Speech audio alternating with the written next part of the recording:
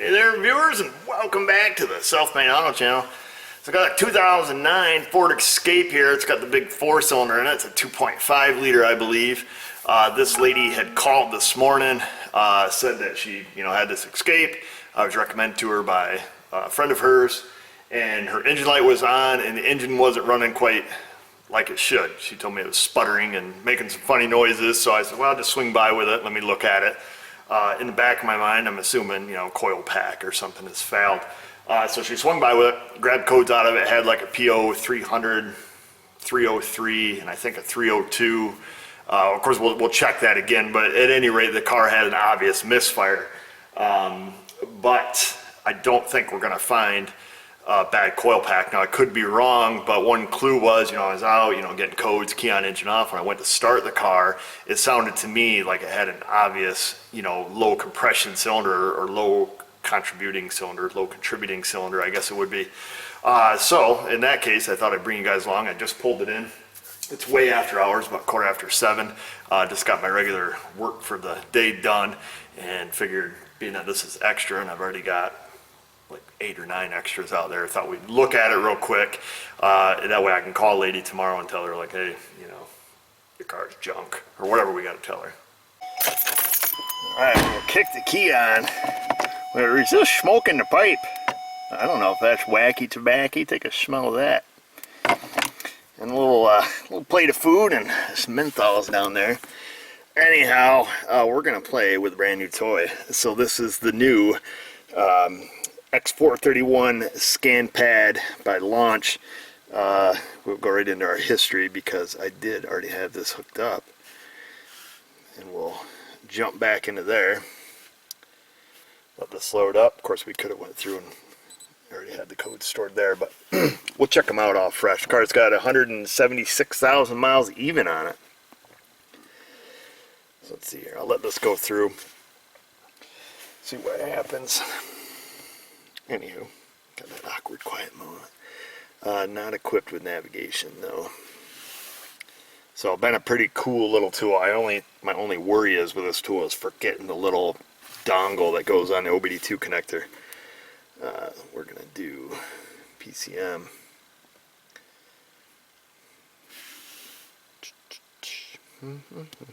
Oh, here we go. I'm gonna go to continuous monitored codes. It's awkward and quiet again.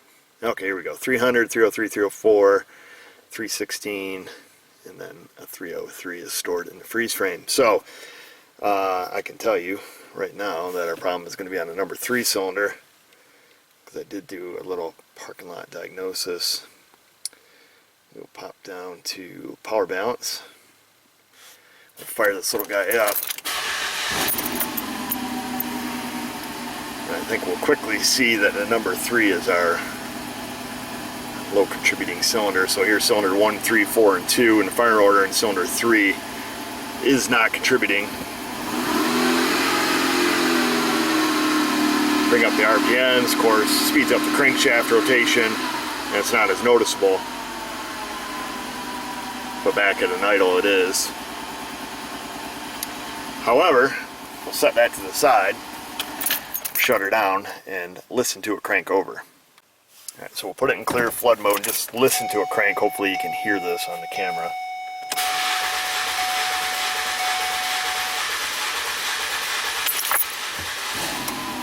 So hopefully you guys can hear that irregularity in the crank in there. So I think before we, I think if we threw an amp clamp on and did a relative compression test, it's going to be more than obvious we have a cylinder that's not contributing as much. Now, is that because, mechanical failure, or indeed did the coil fail, or has it failed and now that cylinder is washed out? I don't know. I don't know on these if once it develops a misfire, if it shuts off that injector on that cylinder. I don't know. So I think what we ought to do right now is just, very quick, just basic checks. We need, obviously compression, ability to breathe, fuel, and spark. The coils are very easy to get to. We'll pop a coil out, just while it's running, and see if we hear it sparking. And then if we do, we'll take our diagnosis from there. grab an 8 mil, we'll take and crack number 3 loose and number 2. Now the lady did tell me like a week or 2 ago, I think it was a couple weeks ago, she said that her husband had replaced the spark plugs just out of maintenance because, you know, the miles that was on the vehicle. And he also noticed that there was oil down, she told me, in the cylinders, but I assume she meant, you know, in the spark plug tubes, because he also had replaced the valve cover gasket, I guess. And that would make sense. So we'll crack a couple of these loose. We'll do 2 and 3 in case we gotta give it the old swap-a-roo here while it's running. We can do that. So both of these are loose, high and dry. I'm gonna take and reach in there and fire it up.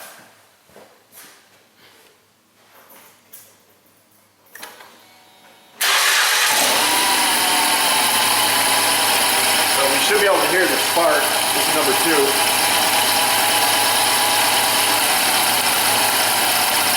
Here's spark on that one. You can hear spark on that one. I'll move you guys so you can see it.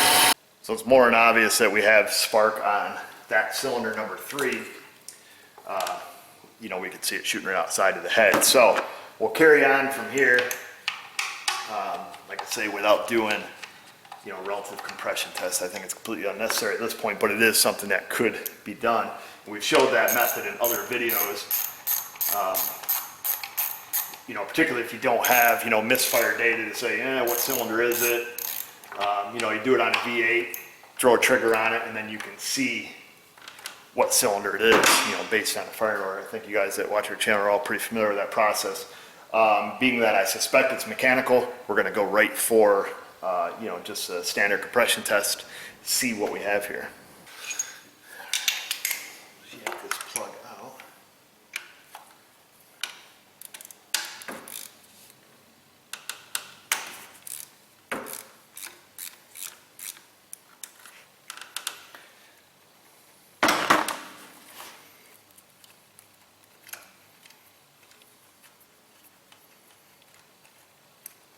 She said apparently this, whatever it is, it happened suddenly. Now that plug is nice and dry from the looks of it, no mechanical damage on it, which is good. So that leads me to believe it probably does shut the injector down on that cylinder when it indicates a misfire. Doesn't smell gassy whatsoever. Let me grab a light. Looking down inside there, I don't see anything abnormal. No gigantic hole in the piston anyways. Sure, compression hose is good.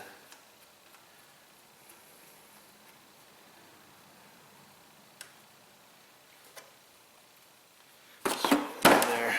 Oh, hang on. Stick our compression gauge on there. Now, theoretically, we should have all the spark plugs out, but we don't. So, anyhow, let's crank it over.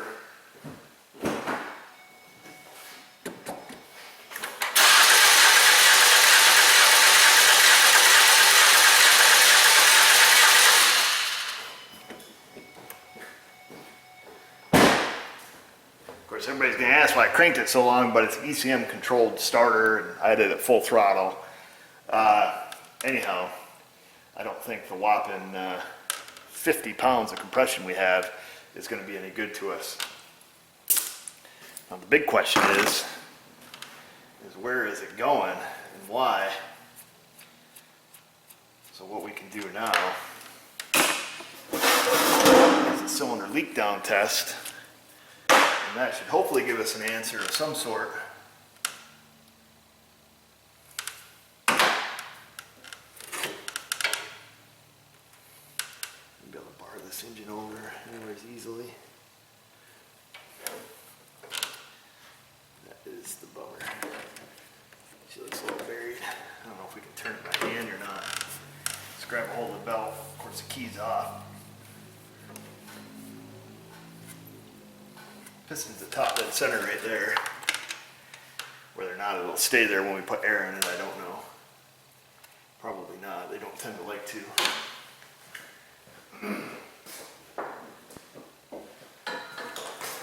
Grab an air hose. Now, if we have low compression, but we have a perfectly sealed engine, you know, then we have a problem in the valve train whether, you know, it's a valve not opening which is plausible, which it would, could be on the intake side, intake valve not opening, and it would put us in the same ship. So we're going to take, I just want to see if the engine spins over here. We're going to put 100 pounds of air in this cylinder.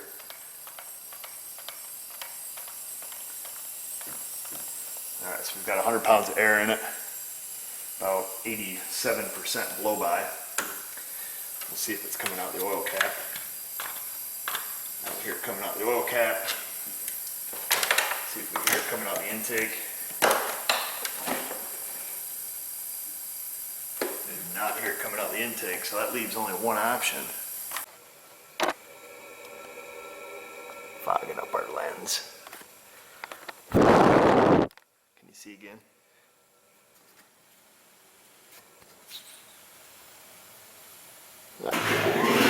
Now we can't hear nothing.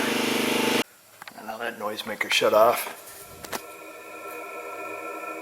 I think it's pretty obvious, fogs up the lens on the camera. Of course, it's hot, but we can also hear it coming out the exhaust. Well, that's not good. We still need to figure out, 100%, what is it? Assuming. Burnt an exhaust valve, but it'd be kind of odd that it just randomly did it. Well, these sparkler, they look a little bit older than just a couple weeks. I mean, they don't look original. They are Fomocos. They have the iridium tip on both ends, but usually you don't see them getting the, the yellowing or the staining around the top of them until they're a fair amount older than a couple weeks. I don't know, folks.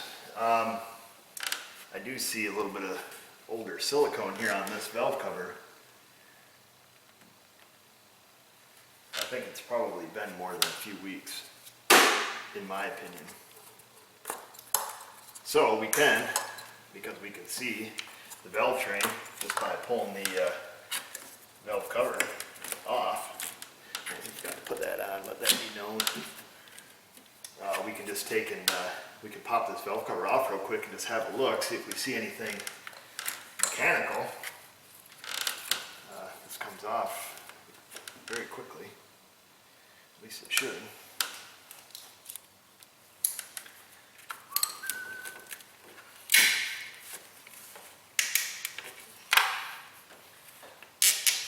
A couple of these wire harnesses, holders off and out of the way.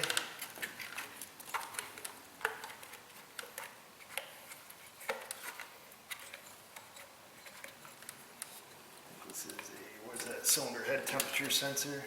That's what it looks like.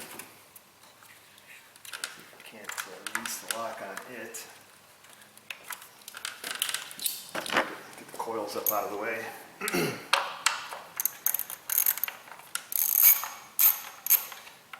I have to go get some power tools. These old-fashioned ratchets. Let me go get some power tools. I think it's everything is 8mm from the looks of it. Yep. All right, we'll get some power tools. Still rocking the Harbor Freight, which I don't know about their battery. I've used this thing all day and it still says it has a full charge. I've yet to have it go dead on me, and I use it a lot. So I don't know. Either they must have an exceptional battery, because even when I use my Milwaukee exactly like I use this one, it's still at some point throughout the day the battery gets down to where it's only got 1 bar or whatever. So I don't know, they must have done good. Like I say, I am going to be buying the 1/2-inch drive. You know what, we probably ought to whack that with a blow nozzle real quick before we get all hot and wild here. Start getting the stuff where we don't want it.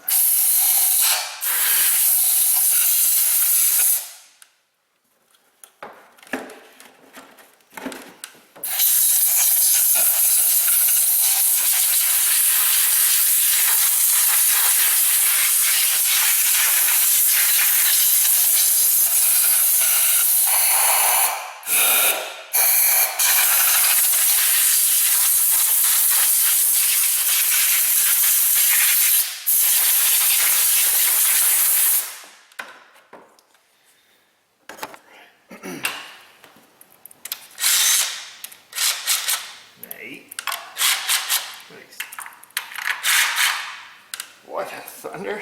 I grabbed a 9, you ding dong. That's not 8. 8 comes before 9. Where's my 8? Ah, Hannah put it back in the wrong spot.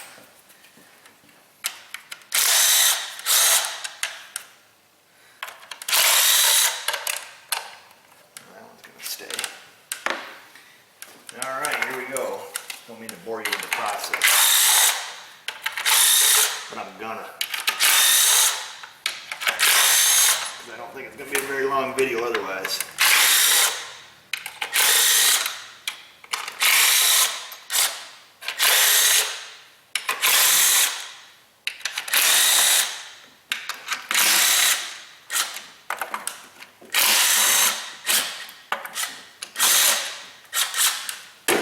There. Get that out the way. Now, oh, you didn't get one of them all the way, dummy.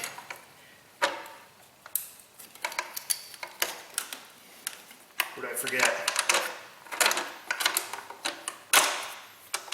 Not you, not you, not you, or you, or you, or you, or you. Let's get the cherry picker.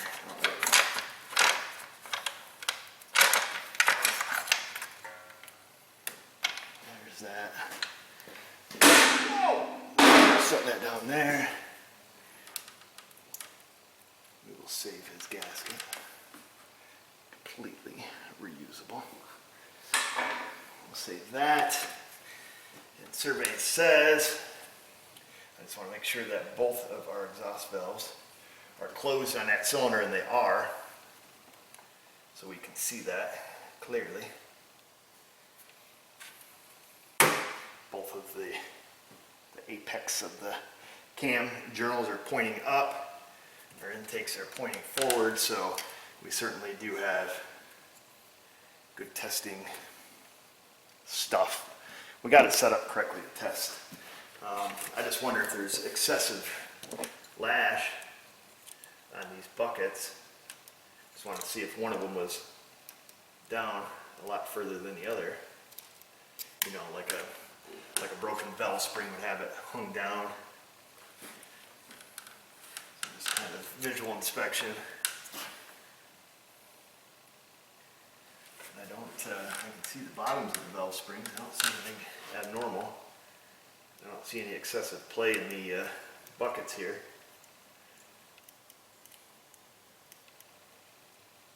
They definitely have lash.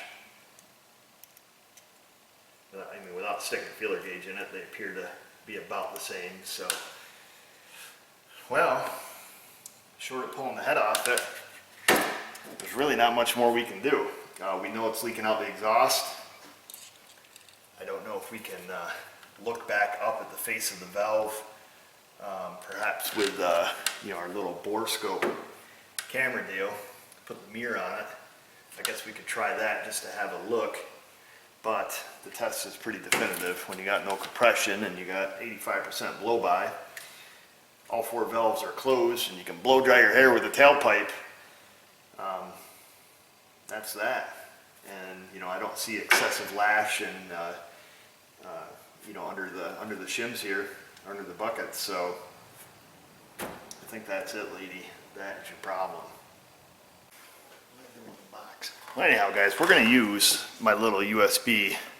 It is just a little junker I bought on Amazon, which I've had, I should say, a little handheld device, which was, you know, it was a couple $100, and it was a 9mm, gosh, I'm losing words today, 9mm camera. So it was pretty tight getting down spark plug holes.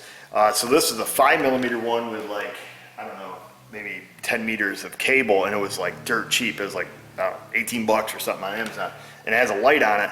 But what's cool is it has this mirror. Now, I've never used this attachment, but the mirror, the 90-degree mirror, you can actually screw onto it, where my other one just had a little mirror you could clip onto it, and it was a real pain in the ass to use because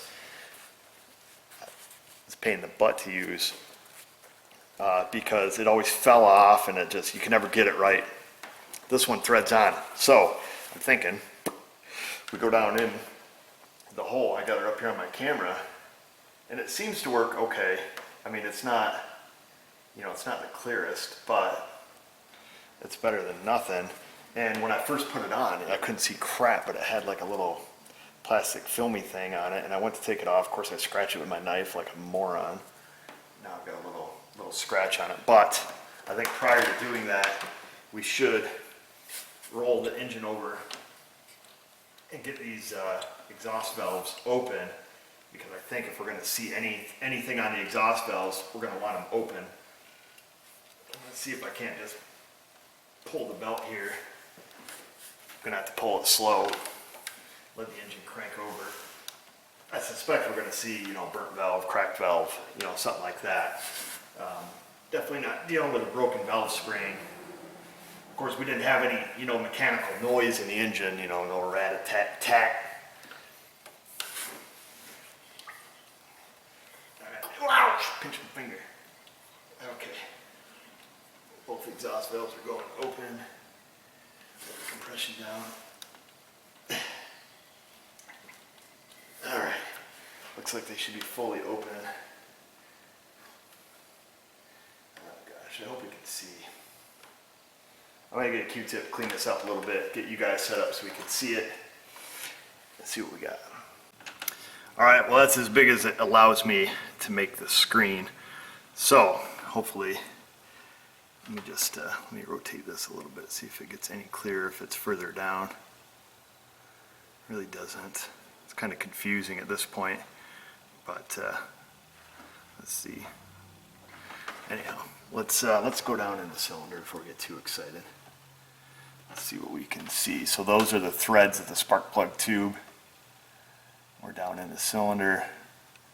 We'll rotate around. Oh, there's one valve. There should be an exhaust valve.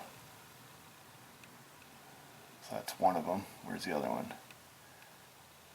There's the other one. And that is a giant chunk. I'll be damned, this works pretty good.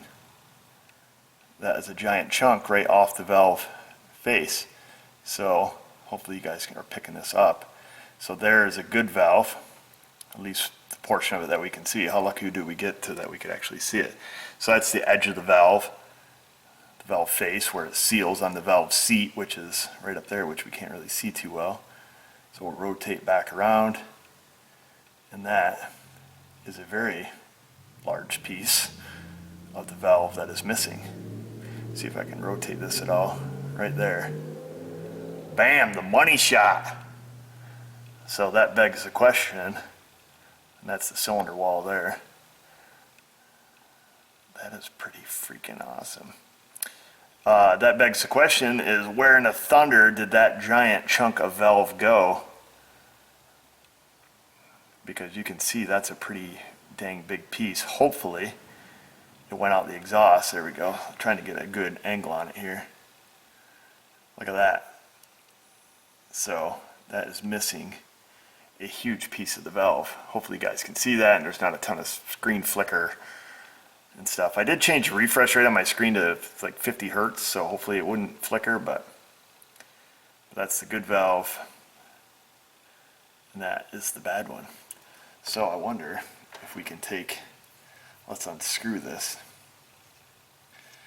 There, whew, back to normal. There's you, looking at me, looking at you, looking at you. Oh, that's deep. Set the mirror to the side.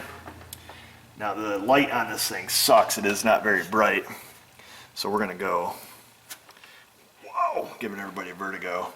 So that's the spark plug hole, just so we can get a reference. We're going in the hole together. Let me just see if I can shine some light down in there to give us a little bit more. What is that? That is where it should be, the top of the piston. Of course we can't see crap because we don't have enough light. Dang it.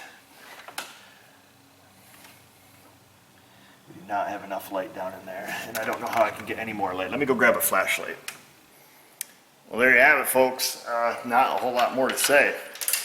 I wish we could have seen the top of the piston better and I could have showed you, but I'm afraid that, you know, not using screen recording software and using the camera zoomed in, it might look a little pixelated. I could see the cracked valve or the chunk missing out of that valve clear as day. Hopefully you could. Now we are just reflecting it out of this little 5mm, camera here with, this little mirror in which I scratched naturally because I'm a gorilla. But I still think, we had enough data to make the call that it's got a bad valve. What the lady's gonna do, I don't know. I'll call and break her heart tonight, because that's what we do. We're like the Grim Reaper. Of course, brand new customer too, highly recommended. So we'll see. I don't know if I'll get the job on it. 176K on it. Don't know any history on it as far as service work. Of course, the engine looks nice and clean, valve train wise, so it's probably been serviced. I'll give her the options. I did fiddle around off camera. I used this little guy. I got down in the cylinder there and was able to add a little bit more light, kind of look around the piston. I could see the two valve reliefs appeared to be only on the intake side on the piston. It looked like the cylinder walls were nice and shiny. Didn't see, huge mark up the side of them. The best I could tell. Of course, I was just kind of basing it off of reflection. The only way to really tell if there's any more damage is to pull the cylinder head. Like say almost 180K on it. I'll leave the option up to them. Certainly can pull the head, give it a better assessment as far as what might be, if there's any more damage, which, I can't wholeheartedly tell her like, yes, the cylinder walls are good, the piston's good. Let's just, pull the head, slap some valves in it, and, move on with life. At this point, we can either replace the engine, or she can opt to pull the cylinder head for further investigation and then ultimately end up replacing the engine if there is damage to it, because it would be prohibitive to, rebuild it if let's say a piece of that valve laid on top of the piston and, made a few up and downs on the cylinder wall, then, at that point the whole thing's junk. You're not gonna, pull this engine and bore it out and all that stuff. So I guess we'll leave it at that. I hope you guys liked the diagnosis. It was kind of an easy one. Did it all by ear and didn't have to do relative compression testing or anything like that. Just kind of went old school on it, and then fortunately our little camera here from the Amazon worked well. It saved my bacon a few times now. Little stuff like that. I'll put a link in the description below where you can get these in various lengths of cord. Of course, I bought the longest one they had. I think I've used it on my, wasn't happy with the Verus. No, I did use it on the Verus. It didn't like the Autel. I'll have to try it on the launch. I don't know if we can use it on the launch or not, but that stuff's all pretty handy when you can do that, and you got it right there. So just use it on laptop. Anyhow, that's it, guys. If we get the job, I'll let you know. If not, enjoy the video. Questions, comments, concerns, put them down below in the comment box. And as always, viewers, remember, if I can do it, you can do it. Thanks for watching.